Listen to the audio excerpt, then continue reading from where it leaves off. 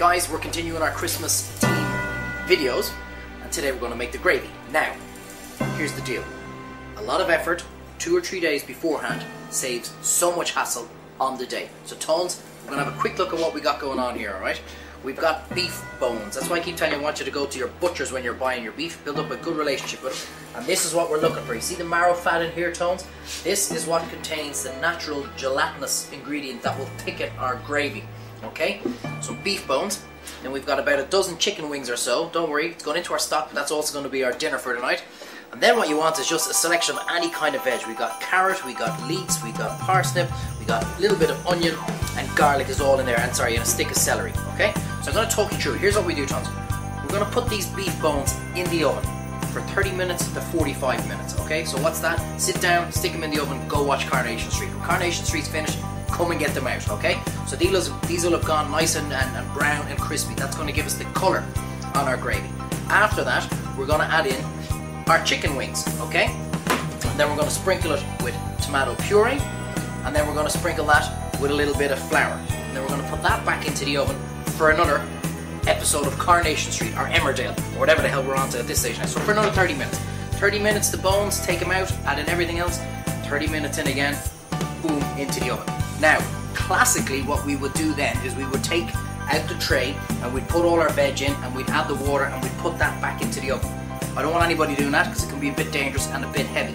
So what we're going to do is we're going to take out our wings, our bones, put them into a pot, throw in our veg, fill it full of water and make our stock. Simple as that. So Tones, quick recap. Bones 30 minutes in the oven, out.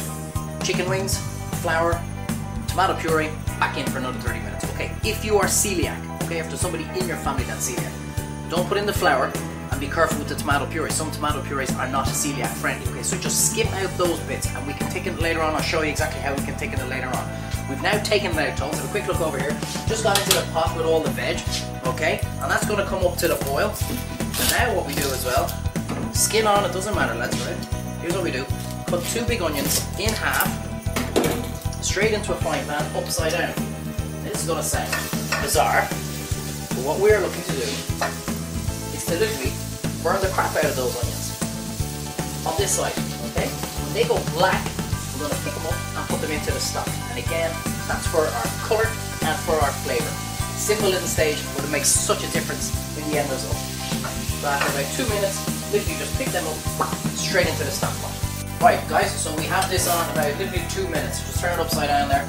That's pretty much what we're looking for here, Tones, okay? Just literally to blacken, okay? After that, we go straight into our stock pot.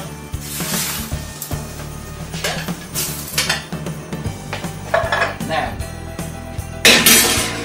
we're going to bring that stock pot to the boil. And then we're going to turn it down to a rolling simmer. So it's just kind of bubbling away. And that, you cannot cook that for long enough. So I'm going to say about 3 hours. But if you're gone out for the day and forgot your stock pot was going, you came back 6 hours later, don't be worried about it at all, okay? You cannot cook that for long because all you're doing is enhancing the flavour all the time, okay? So 3 hours later, we'll be back. Don't get alarmed with the size of the pot I have here, okay? I'm obviously making stock for the restaurant. You'll have it in a much smaller pot, okay? But Tones, get a close-up on this because of the steps we did, okay? Can you see the colour of that? We've got a nice dark brown sauce. Now I'm going to tell you the cheater's guide that most of these so-called celebrity chefs do, right? If they don't follow these stages, you won't get this colour. Okay, but I'm going to show you how they do it and how they're lying to you all the time. So basically what we do now is we're just going to pretty much pass everything through a sieve. Okay, so we take out everything there. I'm going to do that a few times and what we'll see is that's what we're looking for down the bottom of our pot is our beautiful fresh stock. Okay, and here look. Still a bit hot. With Tones, you can see. Look into the hole there. Oh, Tones is going to laugh. Look into the hole there, right? And you can see how all the bone marrow has dissolved and cooked into our stock. That's what's going to naturally thicken at first. Classically, guys, they would do this a second time again in the olden days. They would make this stock and then they'd make it all over again using the stock instead of the water. That's how you classically make your beef or veal stocks. Okay, at this stage, hot pot. And we're going to put in I would say half a bottle of red wine. And what we're going to do with that, Tones, is we're going to reduce that by half. And now I want to show you the stock that we had made earlier on. That's cold now, but you can see how it is naturally thickened up. Okay, that's from all the bone marrow, the chicken skin, everything. We skimmed off the fat off that was on top of it, and that is now naturally thickened. Okay, now here's what the guys on TV they're telling you, and you're wondering why it's not working, because what they do off camera is they're going to add in a little bit of either corn flour or a little bit of roux, or what pretty much every single restaurant in the world uses that just don't admit to it, is a product called demi-glaze. Basically like a granulated stock that thickens up, Bisto gravy granules if you want. Anyway, that's how they do it, but they never tell you that, and you're trying to reduce and reduce and reduce and wondering why the hell it's not thickening up. That's because they're lying to you. Anyway, we're going to reduce the wine by half, and then we're going to add in our stock, and that's our gravy made. As simple as that. We have reduced our wine by half. Give it 2 seconds, let that steam go by. We see exactly what's going in. Okay, we've reduced the wine by half. Okay, and now what we do is we're going to add in about a pint of our stock. Okay, now listen lads, if you're left with 5-6 pints of stock, don't worry, this stuff freezes fantastically. So anytime you want fresh stock, you just go to the freezer and take it out. So we're going to put in our beautiful stock. Now, I know there's a few of you turning around saying, Jesus Treyvaud, this is going to take us forever to do, but this is why we're doing all the other videos. Time management. On the 22nd or on the 23rd, whenever you decide to do it, you put those bones in the oven and you start the stock process.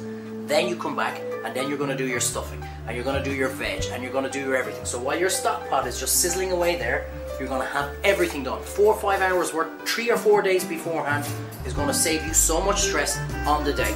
Tones, we're going to put our stock and reduced wine back onto the pot, bring it up to the boil, and we're going to reduce that down by a half to 3/4, okay? And then we're going to season it up. We've reduced by about half, 3/4. We haven't even seasoned this, lads, and the flavour that's coming off it is because of all the work. I forgot to say, guys, if you want to put in the gizzards and all the other stuff from the turkey, throw that in as well. It's all flavour, okay? So what we do is, pot is red hot, okay? That is our stock and red wine. This is done 22nd, 23rd, and we let that go cold. Then on Christmas Day, okay, here's what we do. So we've zoomed on Christmas Day. Okay, so put a small pot on the go. Okay, this would be cold and it'll be a little bit thicker as well because it'll have gelatified, is that the word? And you just put that straight in. Okay, so we're now, as the veg is on the go, Tones, we're resting the turkey, we've got the ham in there getting the glaze, the roasties are on the go and everything ready. We are now bringing this up to temperature nice and gently. So what we do, Tones, we season. And because of all the work we put into this, guys, the flavour of this is just going to be incredible. A little bit of salt, a little bit of pepper, okay? And then what we do, because we're following the game team all the way through it, just turn that down, is just 1 spoon of red currant jelly. That just puts a little bit of a sweetness onto it as well, Tones, and it'll also help to thicken. Now, Tones, give it a second for that steam to disappear. Okay. And look at that. Don't worry, I'm going to pour it out now. You're going to get to see it now at the very end. As we finish, Tones, we're just going to put in a knob of butter to give it a beautiful shine, or a sheen as they call it, and also a classic French term known as monte au beurre. Again, just to thicken it and just to give it a little lift. So stir in. Now, when you see this, guys, right, if you want it a little bit thicker, some people like their thick gravy, you will have to add in a little bit of corn flour or something like that to thicken it up. But I don't think gravy should be too thick, not real gravy. This is more of like what we call in the restaurant a jus. That'd be very impressive now. You arrive on Christmas Day and you're saying we're having a beautiful jus. So on the day, let's have a good look at this, Tones. That is what we are serving to go over the turkey and ham. A little bit of work, 2 or 3 days beforehand, guys. 5 minutes on the day, and we have created the perfect gravy. Guys, trust me, I'm telling you, I know there's a lot of you following us. You're getting there, guys. All this work 2 days in advance, with an extra bottle of wine on Christmas Day.